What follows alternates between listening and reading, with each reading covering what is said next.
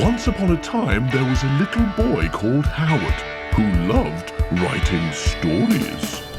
Little Howard dreamed of being a writer, and so he sat and wrote every night. But everything he wrote was fucking shite, yeah. Wubba-dubba-doo, wubba-dubba-doo. Worst writer in the world, worst writer in the world, worst writer in the world, worst writer in the world. He's a stupid, suck-ass, rubbish writer. Welcome to the worst writer in the world with me, Rufus, and he's in hiding because he's been falsely accused of a murder that he's not going to commit in the future. Maybe. He's been framed for a murder that he's not going to... Don't look too closely at it. It's Howard Long! Hooray for me. Here I am. Thank you to the British Comedy Guide for hosting this show. Thank you to all of our lovely patrons on Patreon for giving us money for all the work we do for making this show. And thanks to you for listening. I mean, some of you are the same people. It's not like the British Comedy Guide and our patrons just don't listen. And therefore that third group is completely distinct from the first two. But if you are only in the third group, then why not go over to patreon.com/manbycow and see what you're missing out on by being too damn stingy to give us just $2 a month, which now very much is the price of a 2-litre bottle of milk, right? And it didn't used to be about 3 months ago, but it is now. Can you really not afford one extra big bottle of milk a month? Yeah. So that we can eat cornflakes. I mean, come on. If you had a bottle of milk, right, and someone came to your door and said, would you swap your bottle of milk for about 50 hours of entertainment that you can't get anywhere else, that you definitely enjoy because you listen to this show called The Worst Writer in the World, would you be like, yeah, take my fucking milk, it's bad for me anyway?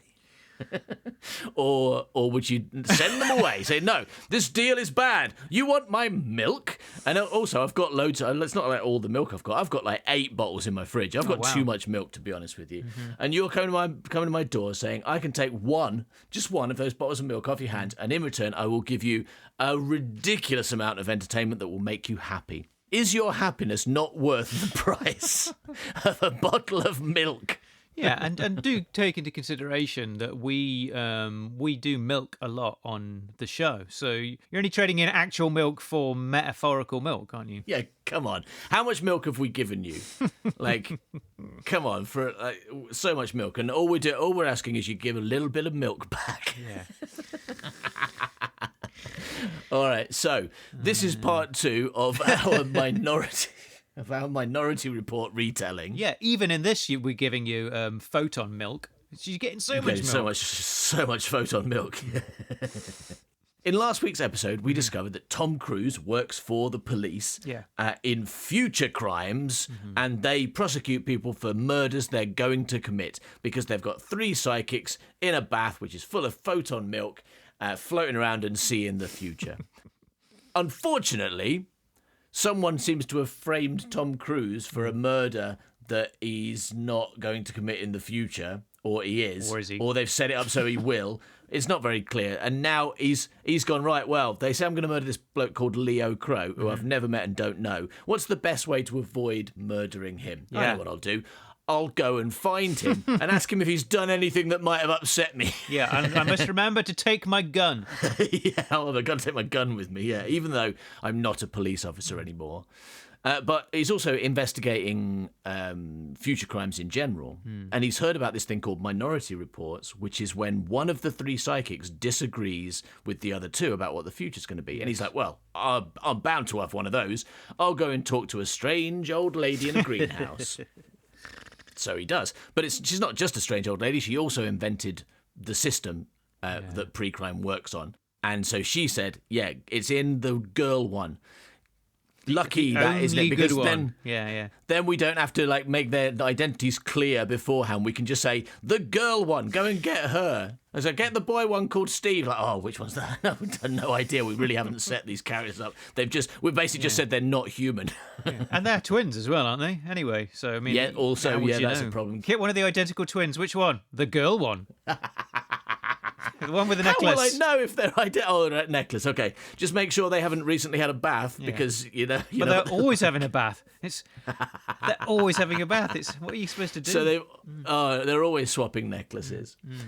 All right, so he went to see this woman who said, go and get Agatha. And he's like, but Agatha's in pre-crime, surrounded by police. How am I going to do that? And that's where we left things at the end of the last episode. So would you like to get back to the story and find out what happens next, Howard? Yes, please.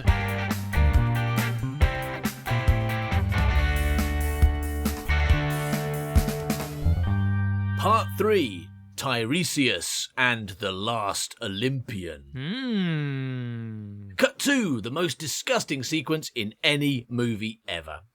It starts with a surgeon sneezing and just letting loads of snot fly out of his nose, which he wipes away with his bare hands.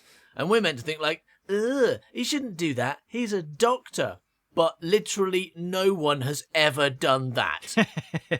Maybe some particularly unpleasant young children might sneeze and just let it all fly, but no adult does that while they're having a conversation with another human, or in any situation except maybe some disgusting men in the shower, which I only know because I've been in communal showers and I've heard people emptying their nose in the shower. But even that is disgusting. But no one just does it in the middle of a conversation. That is not a thing. Yeah. Karen, what are you saying? But it's okay because the doctor says the drugs he's going to give Tom Cruise mean it doesn't matter how dirty things are. So it's okay that he just snotted all over his hand and clothes and carpet. Yeah. Then a cartoon nurse comes in and sexually assaults Tom Cruise. This is the second woman to do that to him in 3 minutes. The doctor drugs Tom Cruise, then tells him that they've met before. Tom Cruise put him in prison for setting fire to his patients. Wow, well, that's probably going to lead to something. Tom Cruise is drugged and under the power of an evil doctor who has a specific grudge against him, and a doctor who likes setting fire to his patients. What will happen? Nothing. Nothing happens. The doctor does his job, and it's all fine. Yes. What was the point of all that stuff about knowing him then? Well, it's fucking obvious, isn't it? To prove you're completely incorrect and that prison does work. Because that guy went to prison, learned his lesson, and came out reformed. Now he's a criminal. All right, so next up, Colin Farrell goes to harass Tom Cruise's wife, Lara, about her dead son and divorce. So we learn that Tom Cruise was with his son when he disappeared. And we get the feeling that this mystery of the missing son is of great significance. We will keep coming back to it throughout the film. Be weird if it just didn't go anywhere and got forgotten, wouldn't it? Meanwhile, the doctor tells Tom Cruise not to take the bandages off for 12 hours. He says, if you do, you'll go blind. Unequivocally, he just says it with no maybes. If Tom Cruise takes those bandages off early, he will go blind for deaths. Hey, wouldn't it be frustrating if something happened to make him take them off 6 hours early when only half the recovery time had passed and then he was just fine? That'd be annoying, wouldn't it? So the doctor puts some milk and a sandwich in the fridge next to a mouldy sandwich and some old milk. Still, it'll probably be all right. Nothing else that's set up in this film pays off, so it'll just be there and then we'll ignore it. Oh no, hang on, this one does. So apparently Tom Cruise has no sense of smell because he picks up a green sandwich and just rams it happily into his gob hole. But I feel like that sandwich, I mean, I lost my sense of smell, but I feel like that sandwich reeks, right? You pick it up and hold it near your face. You're going, oh no, I don't need eyes to know that this is a disgusting sandwich.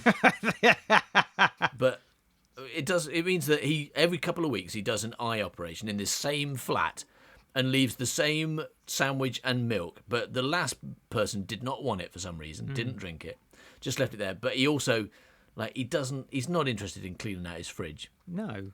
I mean, you don't need fucking precogs to tell you what's going to happen when you tell a blind man that you put a fresh sandwich in a fridge next to a mouldy sandwich, do you? That's really easy to work that one out. Yeah. Maybe that's his revenge. Maybe that's his revenge for all the putting him in prison stuff. Yeah, but he could have just not put the fresh sandwich and fresh milk in if that was the plan. It seems like it was an accident, a genuine accident. Yeah, no, it definitely seems like an accident. And a major kind of coincidence. No, unless you say, is he always gets them a nice bottle of milk? Because I know that's what I want after I've had my eyes removed. Sandwich and milk, please. Have you got a sandwich and some milk? Maybe it's photon milk. Maybe it is, yeah, and that's how he gets better, yeah. So, cut to flashback time. Tom Cruise with his son at a very, very crowded public pool. Tom Cruise's son challenges him to hold his breath underwater. And while Tom Cruise is underwater, his son gets kidnapped. Yeah. No one sees anything in this crowded place, and that's it. That is all that happens in this scene. But don't worry, I'm sure we'll find out later who did it. Then the pre-crime police release spiders into the building where Tom Cruise is, which are like little mechanical things that just go in your house and scan your eyes while you're doing whatever. Yeah. 2 children are traumatized, like they're absolutely terrified, while their mother lies them down on a bed so they can be scanned by metal spiders. 2 people are interrupted fucking, 2 people are having a domestic, a guy's on the toilet. But fortunately for Tom Cruise, he knows how these spiders work. They go after warm bodies. So he goes and gets his massive collection of ice. Yeah, it's got so much. That he always has. And knows where it is despite being blindfolded. He goes to get his ice collection. Yeah. I mean, it's not much. There's not enough ice there either to cool his body down to, like, not be human anymore, right? He's got a couple of bags. Got a couple of bags of ice, yeah, and some water. So he puts it in the bath and gets in. And he would have got away with it too if it weren't for the fact that he has to breathe. And the fact that the pre-crime cops noticed that one person disappeared from their scans and were about to break the door down anyway. It's so stupid because he's doing all this and they know, they're going, oh, someone's disappeared, we better go and look in that fucking flat. All that stuff in the bath is pointless. Yeah, well, no, it's exciting, isn't it? It's exciting because then, like, the thing he's done leads to them actually almost catching him, but then breathing is the thing that saves him in the end. Who knew that breathing would save him? 2 mistakes. Yeah. 2 mistakes rather than one save him. You think he would have learned the first time he decided to hold his breath underwater that no good can come of it. Like, it's like when he gets in this bath, he's lucky someone doesn't double kidnap his son, right? He's hoping they'll bring him back. He's like, well, you know how like sometimes, in cartoons when someone hits their head and lose their memory, and they hit it again, it comes back. Maybe it's like that with my son. But it'd be funny if, like, he went back, like, and when he gets back out, somebody's left a note saying, "I've still got your son." Ha ha ha ha ha. Oh, God. Just like this person comes in any time he's underwater for longer than a minute. He goes, I brought your son back, but then I kidnapped him again underwater. If only you hadn't stayed under so long, you could have got him. But yeah, no good. What we've learned is no good can come of holding your breath. That's what this movie teaches. I think it's the moral of the film. Absolutely. But I tell you what, it's lucky that they did set up earlier for us that, like, Tom Cruise might be able to hold his breath for a long time. When he didn't do it with his son. When he said, I'm going to hold my breath for a long time, but then he didn't do it because his son got kidnapped after like 10 seconds. Now, otherwise, I might not have believed in this scene that he can hold his breath in the bath for 10 seconds like he does. Did you know that Tom Cruise can hold his breath for over 4 minutes? Like For real? For real? Yeah. No, I didn't know that. Yeah. So why does he do it for such a short time in this film? He doesn't play parts. He doesn't play characters that can hold their breath very well. no one's cast him as that yet. He's really hoping that someone will. Just waiting for it. In the script it says Tom Cruise holds his breath for a really disappointingly short length of time. I mean, fucking hell, imagine. Not again. Imagine how many children you've had kidnapped if you held his breath for 4 minutes. He'd be down 40 by that point. His wife would have got pregnant again, given birth, another one. Yeah. Oh, no. I've had 4 while you were under there. Yeah. All right, so then the spiders find him and electrocute him loads until he takes the bandages off, exactly like the doctor told him not to. 6 hours early. Only half the time has passed. The doctor said he would for deaths go blind, and the spider shines a bright light directly into his eye. That's going to make it worse. He's going to be blind in one eye. They set this up very carefully. They repeated it several times. It would be utterly ridiculous if they now just ignored it. No, he's fine. His eye is fine. They don't explain how, and they just never mention it again. Maybe he is blind in one eye. He only needs one. I want to see him falling over a lot. If that's the case. Yeah. Trying to grab things and missing. Fair enough. What they should have done for the rest of the film is he should have had half a guide dog. Yeah, I'd go for that. If he had half a guide dog for the rest of this film, that'd be good. Yeah. But no, you're right. The thing is, he could be blind in one eye for the rest of the film. They could have done that quite easily, and it would make sense. If they'd spent all this time setting it up and then just go, nah, it's fine. And they even show, when he does it, they show the timer so that you know 6 hours are left. Like, they make a massive point of it.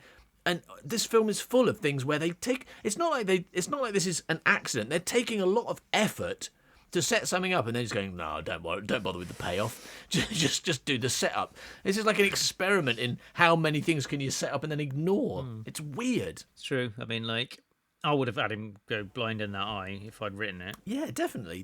Because that's good. And it's not just that you want it to follow through on the thing you've spent ages setting up, but that could be a good obstacle for him in the rest of the film.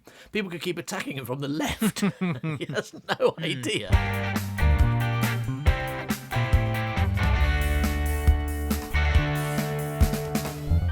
Part 4, an orgy of evidence. Cut 2, Tom Cruise is outside pre-crime about to break in. He paralyses his own face and walks in, looking very much like Tom Cruise with a slightly melty face. Yeah. It's Right? yeah. If you saw that, you'd be like, are you Tom Cruise? You look like Tom Cruise, but your face is a bit melty. Yeah, it doesn't work very well, does it? That? But then he uses his old eyes in a bag to get in. So thinking about it, Tom Cruise's plan is this. Number 1, have your eyes replaced so you can go to pre-crime without being scanned. Number 2, use your old eyes in a bag to get into pre-crime. Fucking genius. Well done for making such sense, movie. Yeah. But it is basically okay because no one cancelled his access when he became a fugitive or set up an alarm for if he turned up all of a sudden. But on the bright side, I'm sure after this event, pre-crime will learn and they'll stop Tom Cruise's eyes from being able to access government facilities. And we certainly won't see this happening again because that would be fucking ridiculous. Yeah. So at this point, the movie forgets, yet again, that it's not a screwball comedy. Tom Cruise gets his own eyes out of a plastic bag, drops them, and has to chase them down the sloping corridor that he unfortunately happens to be standing at the top of. Yeah. One of his eyes goes down a grill, but he just manages to catch the other in a moment that I suspect was the whole inspiration for Howard Long's movie script, The Last Olympian. Brackets, this will make more sense in the future when we release that, unless you're a precog in a bath, in which case maybe you can listen to it now. Meanwhile, Wally is talking to Agatha, who is comatose, about how his mum wouldn't let him sit in a big chair or something. Tom Cruise arrives, then the cops rush in, and Tom Cruise grabs Agatha and flushes himself out of the building. Yeah. Like, literally, because it turns out at this point, big reveal, they're not in a bath, they're in a toilet. Why does he flush them? I mean, who put that in? Who's like, oh, we're going to put the precogs in a bath, but make sure you can flush them. Make sure that this bath has a flush mechanism that also takes you outside the building. But I can understand that maybe they want to like get rid of the photon milk and replace it with fresh photon milk, but you wouldn't have a hole big enough for a precog and Tom Cruise two people to go down, and that also takes you outside and to safety. Wally says they're a hive mind. It takes all three for their predictive abilities to work. And let's not forget that they said at the start that the precogs only see murder. Nothing else is serious and big enough. It takes all three of them to see the future. And they only see murder. So it'd be really stupid if now Agatha starts telling Tom Cruise all kinds of little future details to help him escape. So Agatha starts telling Tom Cruise all kinds of little future details to help him escape. Because she can see where people are going to be standing a few moments from now and that it's going to start raining. So just a quick rewrite for you. They can only see murder and where some balloons will be. And the fact that people are using umbrellas. There's nothing more destructive to the metaphysical fabric that binds us than the untimely murder of one human being by another. And balloons and umbrellas. Yeah, I mean, the whole thing kind of like, at that point, about what's predetermined kind of goes up in the air, because when they realise, when what's it called, when Colin Farrell realises that Tom Cruise is in the building, like, stealing Agatha, he's like, come on, let's go and get her. And they rush the race and try and stop him, but he gets away. And then they goes, we must go after him. And then he goes like, there's no point in going after him because we know that he's going to be in a hotel room in 12 hours murdering someone. So, well, why did you just that run we can't find? Why did you just run after him yourself if you know that's a fact? And then also, why do you then go looking for him in a fucking Sega park? Plus, he just flushed himself. You know where he is. Just like, you must know where that comes out. And there's probably a grill that stops people, just in case you accidentally flush the precogs, you can go and get them. Yeah. Just go and get him from the grill before he manages to unscrew it.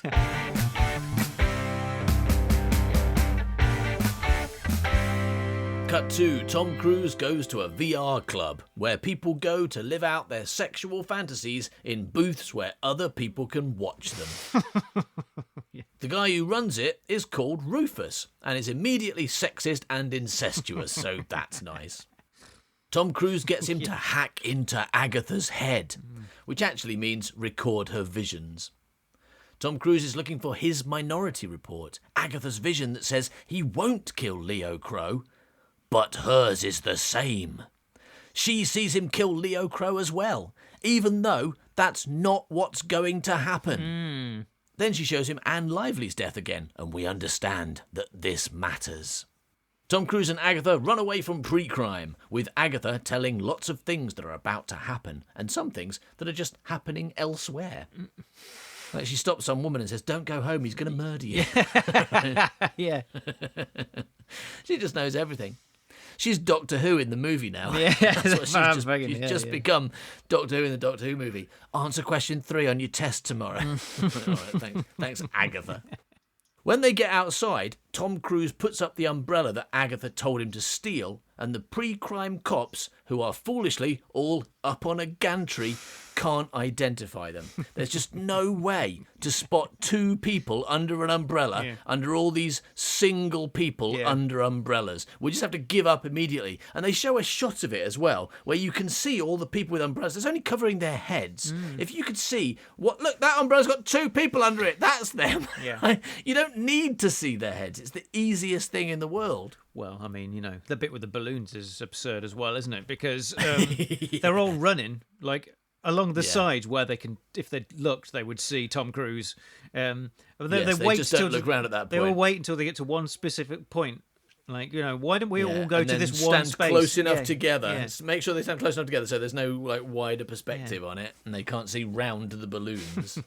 No, they make a real point of not looking to their right when they're running along, don't they? Because they would see him then.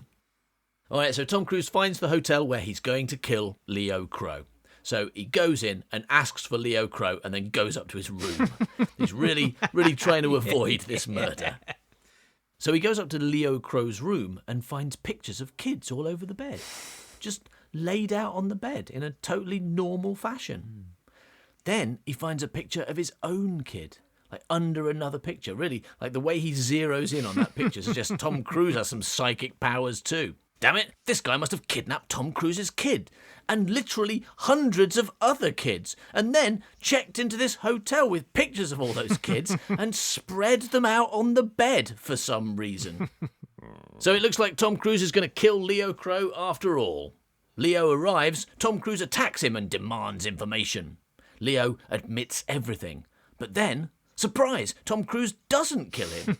He arrests him instead. And when Leo realises that Tom Cruise isn't going to kill him, he admits that someone paid him to pretend he killed Tom Cruise's son. Someone is setting Tom Cruise up, framing him for future murder. Then Leo grabs the gun and basically commits suicide. But it happens exactly as in the vision. They say the same things. This isn't a different eventuality. This is what the precogs saw. They saw this guy commit suicide, and it just looked like Tom Cruise did it. So let's remind ourselves one more time. They specify that the precogs only see murder because there's nothing more destructive to the metaphysical fabric that binds us than the untimely murder of one human being by another. The film went out of its way to specify that the precogs don't see suicide. Then they see a suicide like 10 minutes later. They say the word suicide, that they don't see that. Yeah. Do they say that? Do they say that? Yeah. Oh, that's a shame. Colin Farrell says rape, assault, suicide. Those are the 3 things he asks if they can see. And they're like, no, they can't see those 3 specific things because only murder is bad enough. That's a shame because, I think Americans often do consider suicide to be murder, and it would be hilarious if pre-crime just kept dropping into teenagers' rooms and taking their Put them in prison. taking their stencil knives away and putting them in mind prison forever. That would be highly satirical. I mean, oh, wow. You were going to kill yourself. Yeah, I'm really, really unhappy. You're going to prison. Oh, fuck. Yeah. Cut 2. Later. Colin Farrell is at the crime scene and immediately notices how fucking stupid all the pictures on the bed are. Yeah, because he knows. Unfortunately, Colin Farrell is not smart enough to know who did it, because next up he goes straight to tell Lamar that he's worked out that Anne Lively was murdered in a clever way by someone in pre-crime. Someone saw the vision, then recreated the murder in exactly the same manner so that it would look like an echo. Who could it be? Colin Farrell's big genius brain works out every detail perfectly, except the fact that he's telling all this to the murderer while alone in a house with him. Lamar shoots Colin Farrell, and that's the end of that. Colin Farrell kisses his necklace as he dies because fucking yo-yo villain.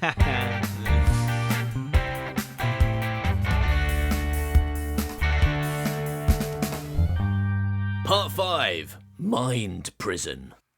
Tom Cruise goes to see his wife, and as he arrives, she calls Lamar the murderer to tell him. Tom Cruise finally realises that it's all about Anne Lively. While Tom Cruise is talking to his wife, Agatha psychically reads the house. Then she re-traumatises Tom Cruise and his wife by telling them what their son would be doing at various points in his life if he wasn't too dead. Shut up, Agatha. Who is this helping? Seriously, what am I supposed to feel during this scene? What am I supposed to feel except, shut up, Agatha, stop talking. This is horrible. Yeah, I mean, it's horrible. And they're crying. They're crying. They're having a really bad time. I told you I put this movie on just in the background whilst I was doing some work, and I had it on, just reminding myself of all the things. And this scene came on, and I cried. I was like, was Really? that upsetting? I was like, God, that's really sad. It is horrible. It is really traumatizing. Yeah, just this Imagine, is. Here's what imagine it's that like. was you. It's like the end of Bullseye. Here's what you could have won. But with your own kid's life, yeah. Here's your kid running awards at college. Oh no, sorry, you didn't get it though. And then the way she dials it back at the end as well, after she's done all these amazing things he's going to do, but actually he's a kid and he's dead. Yeah. Fucking hell, Agatha. We were already upset. Anyway, it turns out Agatha is Anne Lively's daughter. Agatha Lively. Then pre-crime turn up, but unfortunately, this time, Agatha doesn't tell Tom Cruise until it's too late because she was too busy re-traumatising him. Yeah.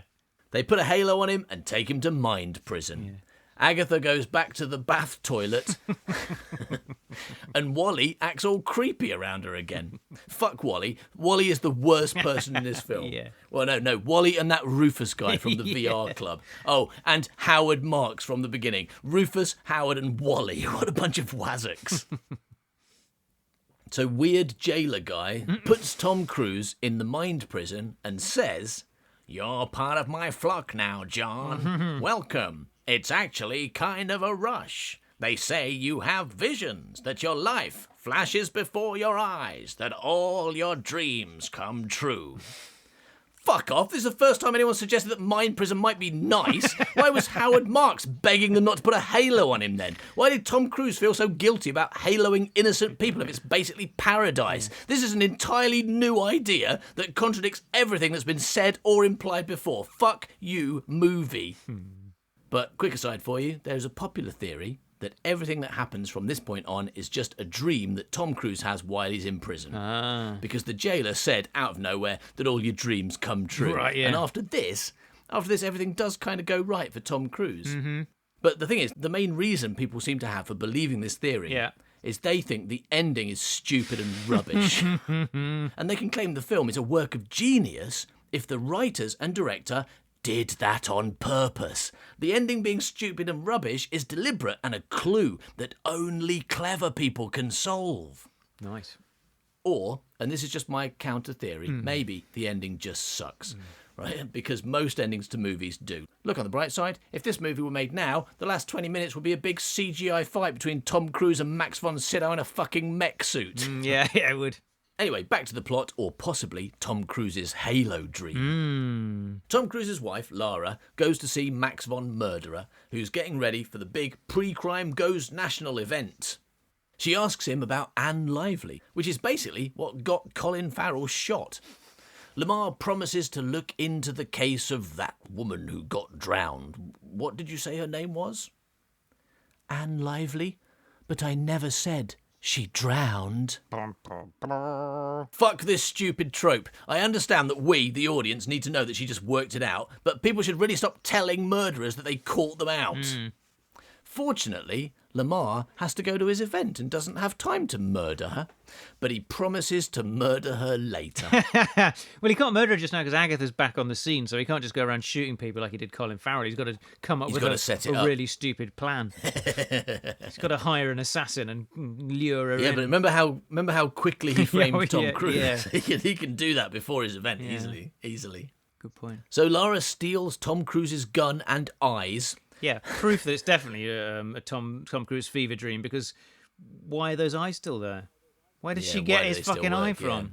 She goes and she uses them to open the vault. She turns up behind the Guardian, and he's like, "How did you get in?" And she shows him the eyes. And yeah, it was the idea that his eyes would still work is ridiculous. But this is the reason people have a theory, because this is stupid rubbish ending. Well, none of the things have been believable so far, so maybe but they get less believable as it goes on. Maybe it's all Howard Marx's Halo dream.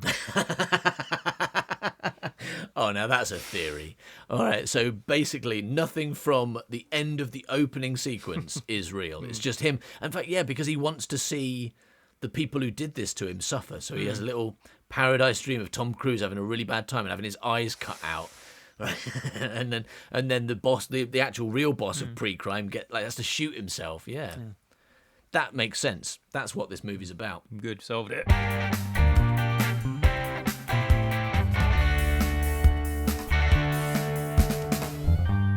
Cut to the event where Lamar is given a lovely gun. Thanks for ending murder. Have a murder weapon. Have a murder, yes. Then there's a phone call to Lamar, and it's Tom Cruise. He's here to narrate the ending. Yeah, actually, second thoughts, maybe I would prefer a big CGI fight rather than a conversation held in some corridors. Tom Cruise explains to Lamar a lot of stuff that Lamar should already know. How he killed Anne Lively by making it look like an echo. Meanwhile, Agatha projects the video of him doing it so all the guests can see. If only she could have done that earlier, we could have saved a lot of trouble. Yeah, especially the scene with his face in. Yeah, I feel like she could have scene. done that at any point, yeah. Yeah. If she's capable of doing that, just do it, Agatha. Yeah. Well, if I was a guest at that event and that video came on, I wouldn't then start going, ooh, suspicious. This must mean that Max von Sydow is a murderer. I just think it was a bit of fun, a bit of a joke. Absolutely. I certainly wouldn't, a bit of messing around. I certainly wouldn't pass out like somebody did. Yeah. Woo. So yeah, if she could have projected this video of him doing the murder earlier, we could have saved a lot of trouble. Or maybe if Pre-Crime didn't just arrest people and leave the fucking victim there by the river. Oh, hi, you were just about to get murdered. You were right on the verge of getting murdered, but I'm sure you're fine now. Buy milk. Photon milk. Photon milk. Yeah. More proof that it's the implementation of this system and its obsession with prison as the answer to everything that's the problem.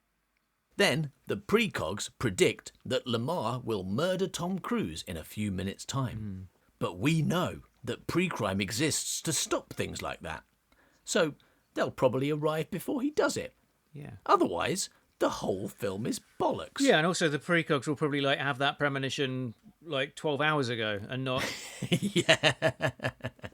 Right? Yeah, not just now. Yeah. Yeah, absolutely. Because it seems like they could have had that a bit earlier.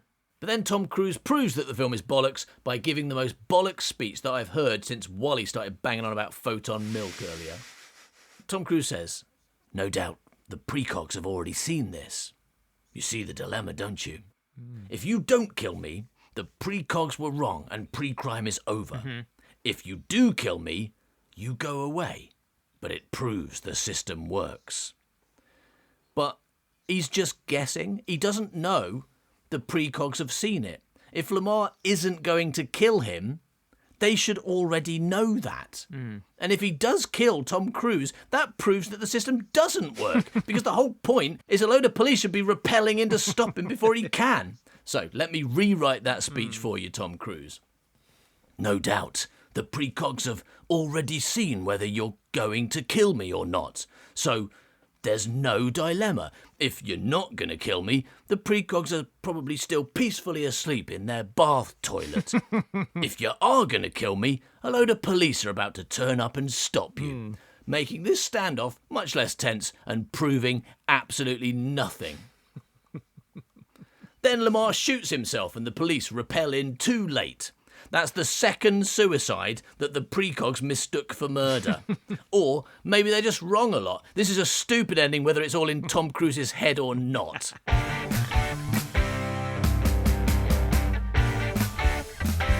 So Tom Cruise's voiceover tells us that pre-crime was then disbanded, and all those arrested were released and pardoned, although the police kept watch on many of them for years to come. Oh, almost like that was something you could have done all along, you fucking idiots.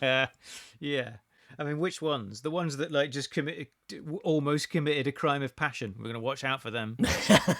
Yeah. They might do that again. Well, Their wife might cheat on them again. I mean, that is true. If they're the kind of person who gets upset and murders someone, True, then yeah. maybe you should keep an eye on them, actually, yeah. This is like a positive use of pre-crime. Anyway, they let the precogs go. They let them live on an island with some books. So that's nice. And they let them do that because pre-crime didn't work out because of what Lamar did. Not because keeping them in an induced vegetative state and traumatising them with constant murder was immoral. No, that was fucking fine. No question about that. The end.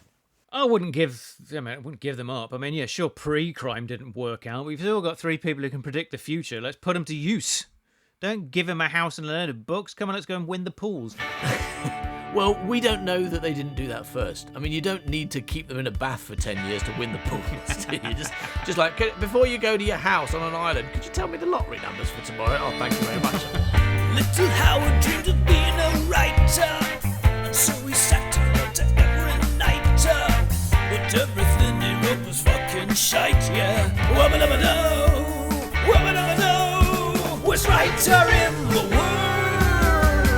Worst writer in the world. Worst writer in the world. Worst writer in the world. Thank you for listening to this episode of The Worst Writer in the World. We'll be back in 2 weeks with another one. Ooh. But I'll tell you what, if you don't want to wait for 2 weeks, all you got to do is go to patreon.com/manbycow and sign up for as little as $2 and immediately get your hands on a load of exclusive audio and video entertainment right now, as well as new stuff potentially every week, depending on what level you sign up to. Fantastic. And remember, the basic membership will cost you as little as a large bottle of milk. Milk. He's a stupid, suck-ass, rubbish writer. Yeah.